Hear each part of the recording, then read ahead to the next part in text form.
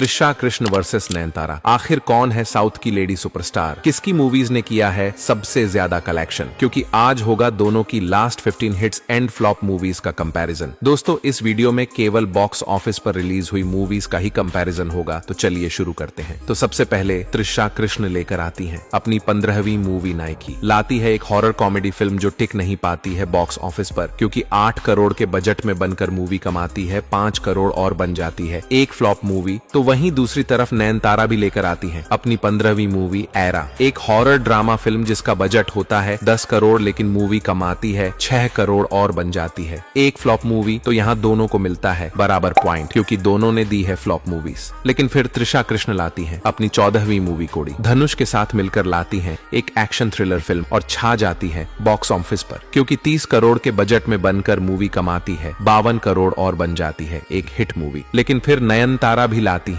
अपनी 14वीं movie mister local. Shiv Kartikeya के साथ मिलकर लाती है एक रोमांटिक कॉमेडी फिल्म जिसका हो जाता है पोपट, क्योंकि 30 करोड़ के बजट में बनकर मूवी कमाती है 28 करोड़ और बन जाती है एक फ्लॉप मूवी। तो यहाँ पॉइंट ले जाती है त्रिशा कृष्ण, क्योंकि उन्होंने दी है एक हिट मूवी की। तभी फिर त्रिशा कृष्ण की आती है 13वीं मूवी है जुड़े, एक रोमांटिक कॉमेडी फिल्म जिसका बजट होता है मात्र 6 करोड़ और मूवी कमा डालती है 20 करोड़ और बन जाती है एक सुपरहिट मूवी की। तभी फिर नयनतारा की भी आती है 13वीं मूवी लव एक्शन ड्रामा, एक रोमांटिक कॉमेडी फिल्म जिसका बजट होता है 20 करोड़ और मूवी कमाती है 50 करोड़ और बन जाती है एक सुपरहिट मूवी। तो यहाँ दोनों को मिलता है बराबर पॉइंट, क्योंकि दोनों ने दी है हिट मूवीज। लेकिन फिर त्रिशा कृष्ण लेकर आती है अपनी 12वीं मूवी मोहिनी, एक हॉरर एक्शन फिल्म जिसे बनाती है 10 करोड़ के बजट में, लेकिन मूवी कमाती है 8 करोड़ और बन जाती है एक फ्लॉप मूवी। तो वहीं नयनतारा भी लेकर आती है अपनी 12वीं मूवी सैरा नरसिम्हा रेड्डी, एक एक्शन वॉर फिल्म जिसमें बड़े बड़े कलाकारों के साथ मिलकर करती हैं धूम और मूवी को बनाती है 200 करोड़ के बजट में और मूवी कमाती है 245 करोड़ और बन जाती है एक एवरेज मूवी। तो यहाँ पॉइंट ले जाती है नयनतारा, क्योंकि त्रिशा कृष्ण ने तो दी है एक फ्लॉप मूवी।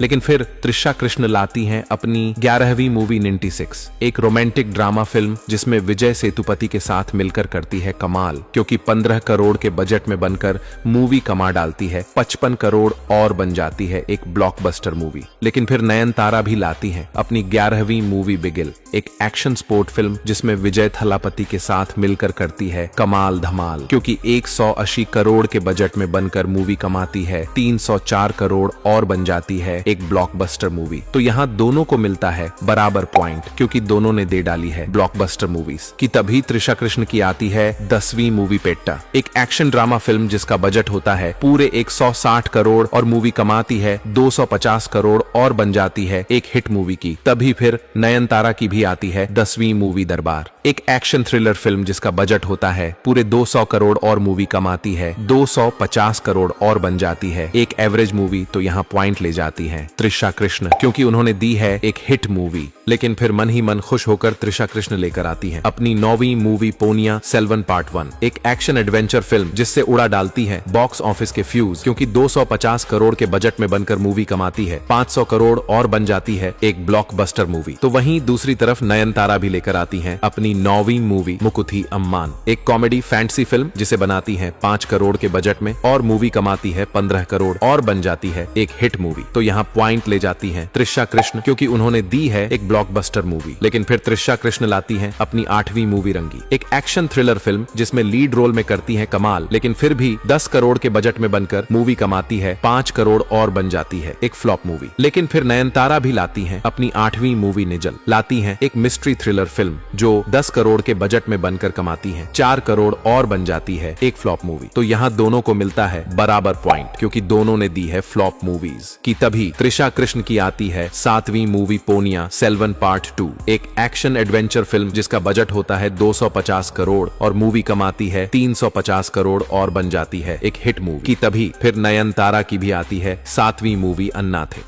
एक एक्शन ड्रामा फिल्म जिसमें रजनीकांत संग मिलकर करती है कमाल, और इस मूवी का बजट होता है 180 करोड़ और मूवी कमाती है 240 करोड़ और बन जाती है एक हिट मूवी। तो यहाँ दोनों को मिलता है बराबर पॉइंट, क्योंकि दोनों ने दे डाली है इस बार हिट मूवीज। और फिर त्रिशा कृष्ण लेकर आती है अपनी 6ठी मूवी द रोड, एक थ्रिलर ड्रामा फिल्म जिसका बॉक्स ऑफिस पर हो जाता है पोपट, क्योंकि 15 करोड़ के बजट में बनकर मूवी कमाती है सिर्फ 11 करोड़ और बन जाती है एक फ्लॉप मूवी। तो वहीं दूसरी तरफ नयनतारा भी लेकर आती है अपनी 6ठी मूवी काठू वाकुला रेंडू कदली, एक रोमांटिक कॉमेडी फिल्म जिसे बनाती है पूरे 30 करोड़ के बजट में और मूवी कमाती है 62 करोड़ और बन जाती है एक सुपरहिट मूवी। तो यहाँ पॉइंट ले जाती है नयनतारा, क्योंकि उन्होंने दी है एक सुपरहिट मूवी। लेकिन फिर गुस्से ही गुस्से त्रिशा कृष्ण लाती है अपनी 5वीं मूवी लियो। विजय थलापति संग बनाती है, जोड़ी और तोड़ फोड़ डालती है बॉक्स ऑफिस के रिकॉर्ड, क्योंकि 300 करोड़ के बजट में बनकर मूवी कमा डालती है 620 करोड़ और बन जाती है एक बड़ी ब्लॉकबस्टर मूवी। लेकिन फिर नयनतारा भी लाती है अपनी 5वीं मूवी गॉडफादर, एक एक्शन थ्रिलर फिल्म जो गिरती है बॉक्स ऑफिस पर औंधे मुंह,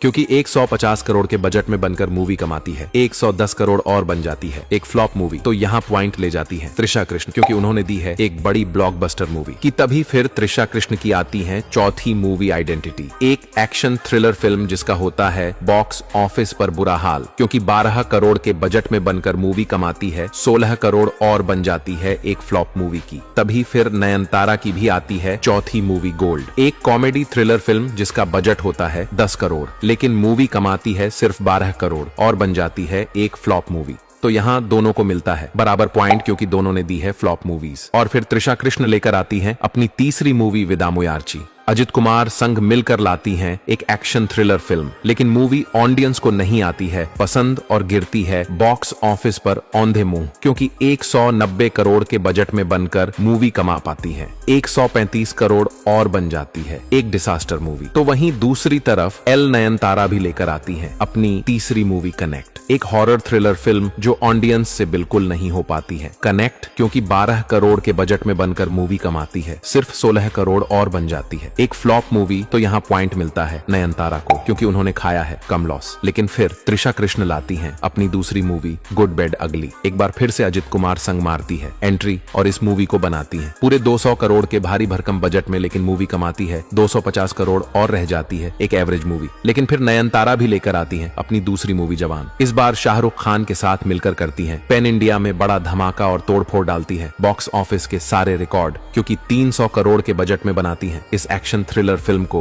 और मूवी भी कमा डालती है 1150 करोड़ और बन जाती है साल की सबसे बड़ी ब्लॉकबस्टर मूवी। और फिर गुस्से ही गुस्से त्रिशा कृष्ण लेकर आती हैं अपनी पहली मूवी ठग लाइफ, एक एक्शन क्राइम थ्रिलर फिल्म जिसमें कमल हसन और मणिरत्नम के साथ मिलकर करने की सोचती हैं बड़ा धमाका, लेकिन जैसा नाम ठीक वैसा ही काम, क्योंकि 200 करोड़ के बजट में बनकर भी मूवी कमाती है 98 करोड़ और बन जाती है एक बड़ी डिसास्टर मूवी। तो वहीं दूसरी तरफ नयनतारा भी लेकर आती हैं अपनी पहली मूवी इराइवन, लाती हैं एक एक्शन थ्रिलर फिल्म जो ऑडियंस को नहीं आती है पसंद और गिरती है बॉक्स ऑफिस पर औंधे मुंह, क्योंकि 20 करोड़ के बजट में बनकर मूवी कमाती है सिर्फ 22 करोड़ और बन जाती है एक फ्लॉप मूवी। तो यहाँ पॉइंट मिलता है नयनतारा को, क्योंकि उन्होंने खाया है कम लॉस। तो दोस्तों यही है त्रिशा कृष्ण और नयनतारा की last 15 hits and flop movies. अब आप लोग ही बताओ इन दोनों में कौन है विनर और कौन है साउथ की असली ब्यूटी क्वीन, और आखिर कौन है आपकी फेवरेट एक्ट्रेस।